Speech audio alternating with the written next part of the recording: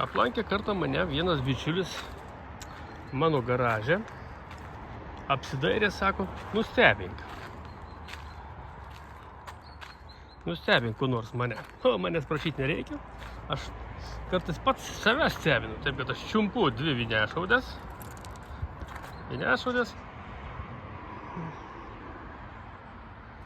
Ir stovo toks išdidus.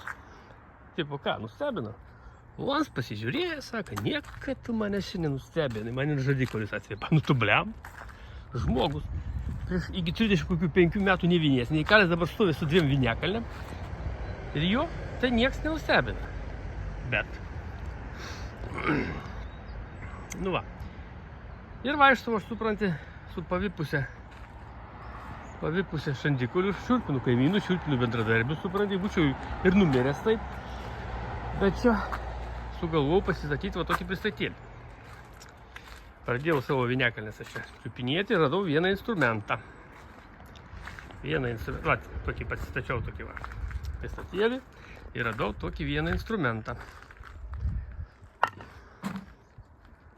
Nu, kų tamsta. Ar esi matęs tokį instrumentą? Esi kada nors kaip naudojasis tokį? Ar nors bent žinai, kas tai yra? A?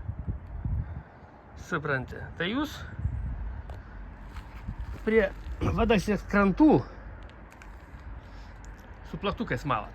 A mes pasijungėm tokį šlangykę, va. Va, tokį šlangykę pasijungėm. Matai šlangykę, va. Žiūrėk, va.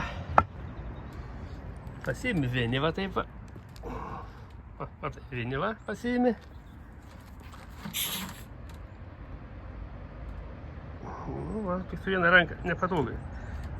Ui, Marė, kaip čia nuvirstų čia man.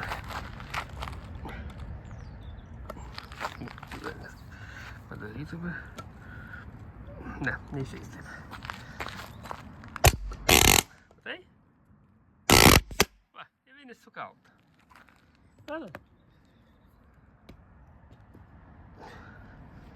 Matai? Pasiimi vieni. Matai? Ir vieni sukalta, a? Nu, nustebinau aš tave. Nustebinau, a, taip, va. Dabar tu gyvenk. Stipriai nustebintas.